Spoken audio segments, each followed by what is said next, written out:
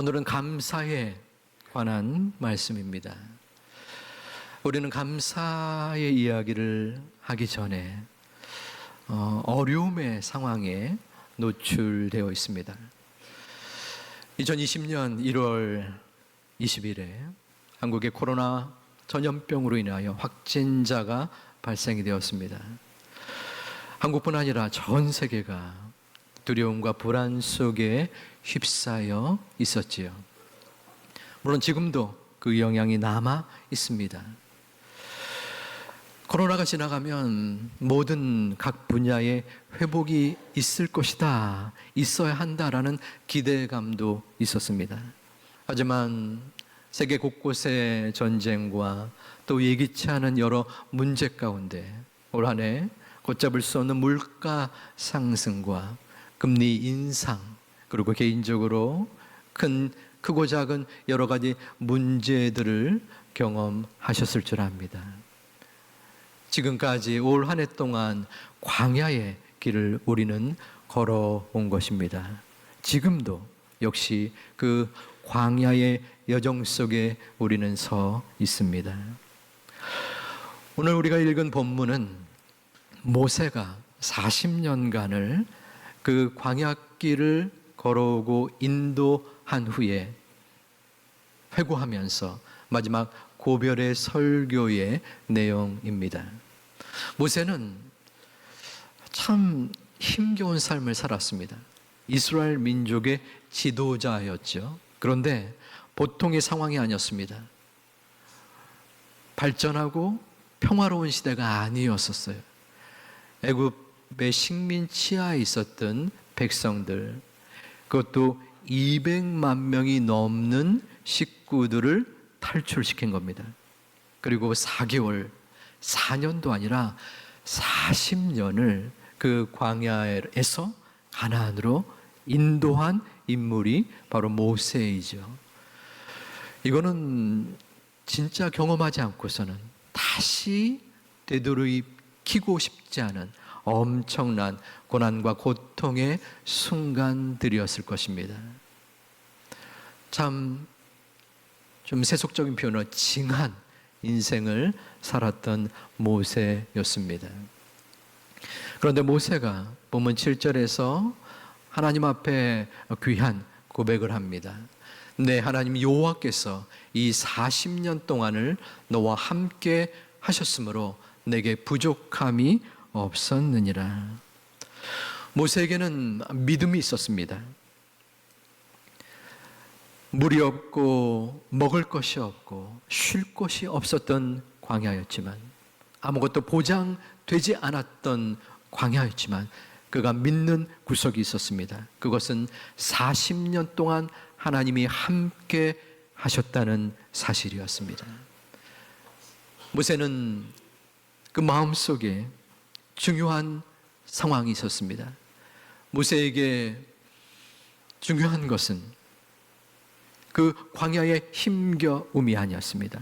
백성들의 불만이 아니었습니다. 그에게 중요했던 것은 그 곤고한 세월 동안 나를 지켜주시고 이끌었던 하나님의 은혜였습니다. 그렇기 때문에 그는 하나님 앞에서 나에게 부족함이 없습니다 라고 확신 있게 말할 수 있었던 것입니다. 우리의 올 한 해의 인생 광야길도 이러하지 않습니까? 어려움 속에서 하나님은 우리를 살려주셨습니다. 굶기지 아니하셨습니다. 먹이셨습니다. 헐벗게 하지 아니하였습니다. 옷을 입혔습니다. 우리에게 거할 곳을 마련해 주셨습니다. 오늘 이 본문 하반절을 함께 믿음으로 봉독하겠습니다. 네, 하나님 여호와께서 이 40년 동안을 너와 함께 하셨으므로 내게 부족함이 없었느니라. 아멘. 이스라엘 백성에게는 이 40년이지만 우리들에게는 최소한 올 한 해 1년인 것입니다. 하나님 여호와께서 나의 왕이 되시고 목자가 되시기에 우리에게는 부족함이 없습니다. 사망의 음침한 골짜기가 나를 에워쌀지라도 우리에겐 두려움이 없습니다. 주님께서 나와 함께 하시기 때문입니다. 이 믿음의 고백이 우리 제2교회 가족들 모두에게 충만하기를 주님의 이름으로 축원드립니다. 하나님께서는 광야를 그렇게 부족함이 없는 시간과 공간으로 이끌어 주셨습니다. 또한 여호와 하나님께서는 지금 이 인생의 광야길을 가는 우리를 분명하게 인도하여 주실 것을 믿습니다. 그러나 이스라엘 백성은 그 하나님의 은혜를 배신하는 불만과 불평의 소리들이 있었습니다. 애굽을 탈출한 그 구원에 대한 감격의 노래를 금방 잊어버리고 자신이 이 땅에 광야에 온 은혜가 마치 하나님이 아니라 금, 송아지 신상으로 생각하고 그 신상을 만들어 그 앞에 읊조리고 또한 하나님을 저버린 백성이었습니다. 어떻게 이렇게 우둔하고 미련하고 변덕스러운 백성의 모습이 있었을까요? 도대체 왜 그러는 걸까요? 민수기 11장 4절에서는 그 이유를 탐욕이라고 증거하고 있습니다. 욕심이었던 것입니다. 이스라엘 백성은 먹는 것, 그리고 입는 것, 쉬는 것에 대한 욕심이 있었습니다. 하나님의 은혜와 뜻을 바라기보다는 안정되고 또한 편하게 지내는 그 자체에 대한 욕심이 있었습니다. 그래서 그 욕심이 채워지지 아니할 때는 또한 채워졌을지라도 또 다른 욕심을 부리곤 했습니다. 그러기에 그 백성들은 하나님 앞에 징계를 받을 만한 것입니다. 이 탐욕에 대하여, 욕심에 대하여 야고보 사도도 경계를 하였습니다.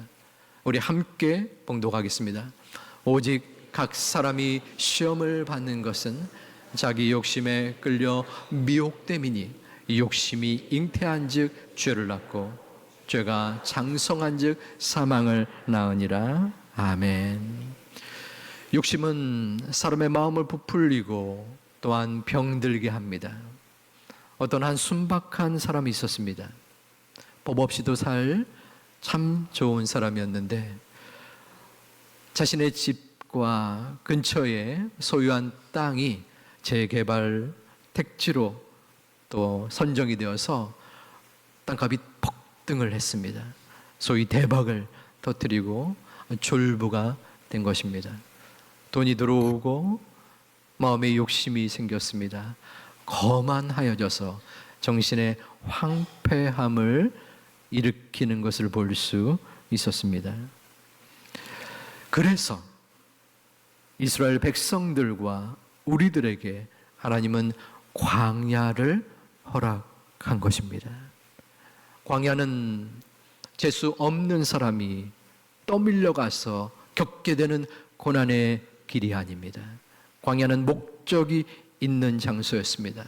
하나님께서 그 백성들을 세우고 일으키기 위하여 빚고자 한 땅이요 훈련의 장소였습니다.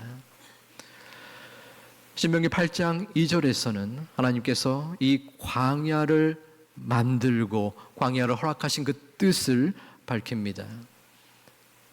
이는 너를 낮추시며 너를 시험하사 내 마음이 어떠한지 그 명령을 지키는지 지키지 않는지 알려 하심이라.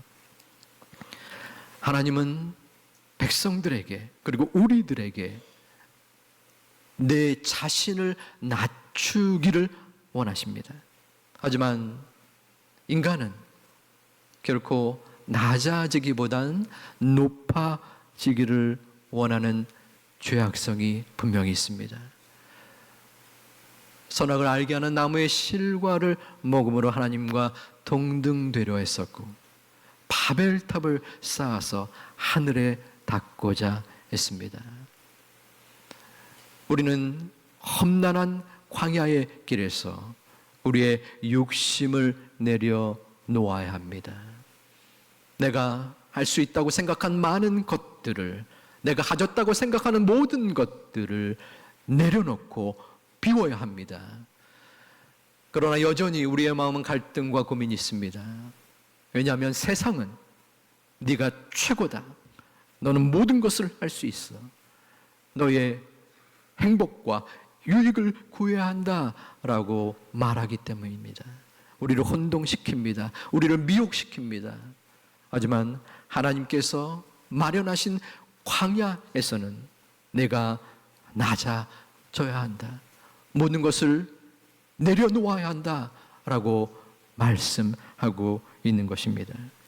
이것은 믿음의 신기한 모습입니다.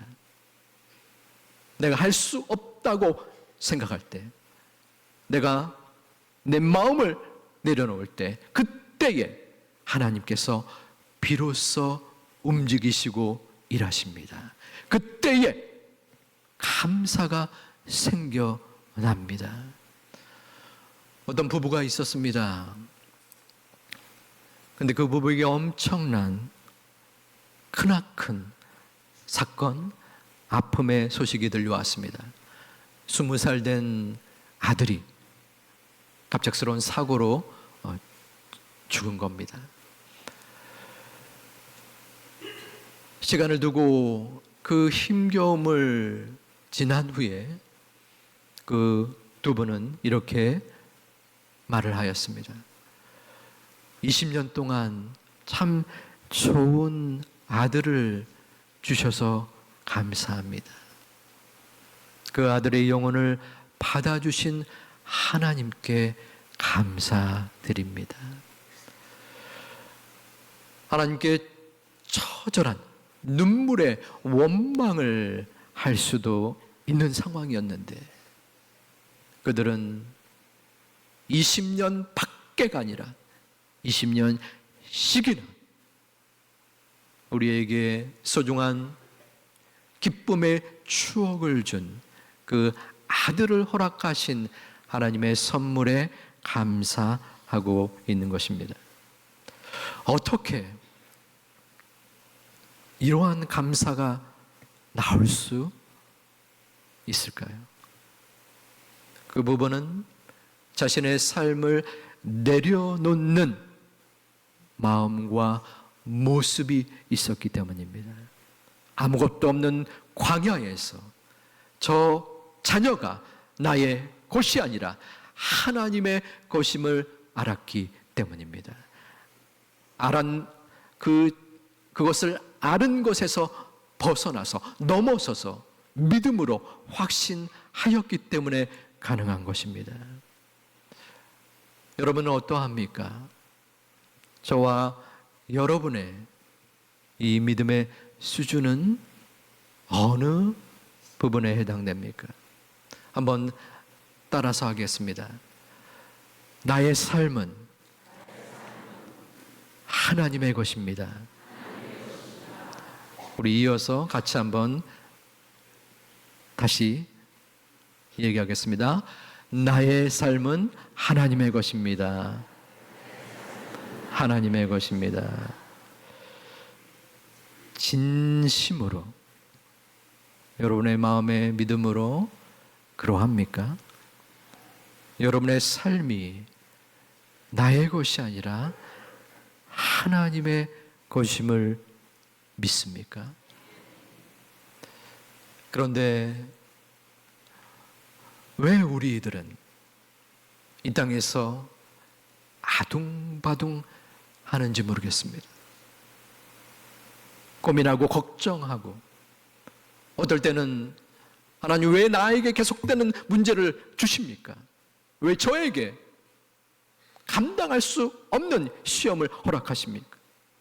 내가 그토록 아파하며 인생을 살았는데 이제는 어느 정도 살만한데 왜 하필이면 저에게 암을 주십니까? 우리는 삶의 어려움과 위기 속에서 불만을 토로하기도 합니다. 여전히 우리는 내 삶이 하나님의 것임을 증명하는 수준이 되지 못하는 듯합니다. 지금 이 예배를 드리고 교회 밖에 나갔을 때 우리의 인생, 우리의 호흡이 어찌 될지는 아무도 모릅니다. 하지만 우리는 그렇게 생각하지 않습니다. 좀 더 살겠지. 좀 더 내 마음대로 해도 되겠지. 당연히 내 삶의 주인이 하나님이 아니라 나인 것을 생각하며 나는 잘 살아야 되고 내 자녀는 행복하게 살아야 한다라고 생각하지 않습니까? 나의 삶이 내 것이 아니라는 것은 제로 인생임을 고백하는 것입니다. 제로는 숫자로 0이지요.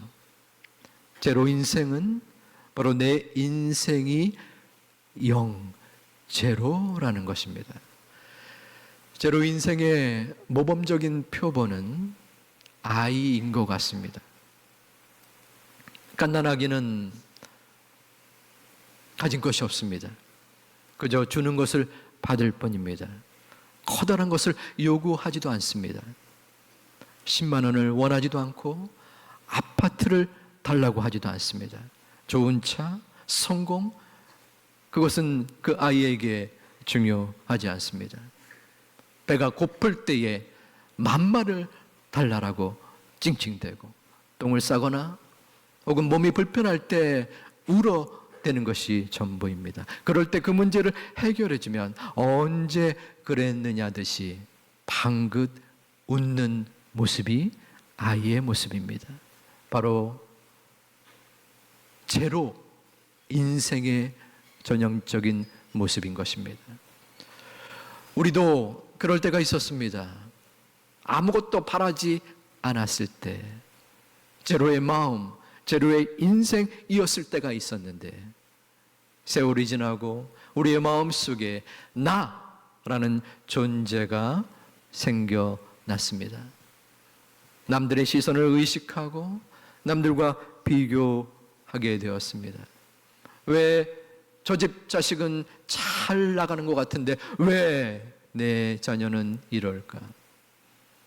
내 꼬라지는 왜 언제까지 주춤하고 갈 바를 알지 못하고 헤매여야 하는가?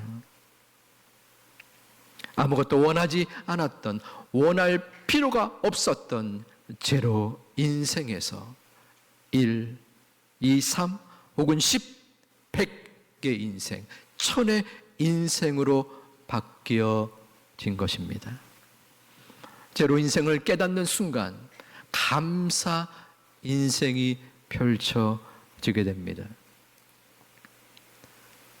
제로 인생이 아니라 100의 인생, 1000의 인생을 가진 사람은 100평의 아파트를 소유한다고 할지라도 감사하지 않습니다.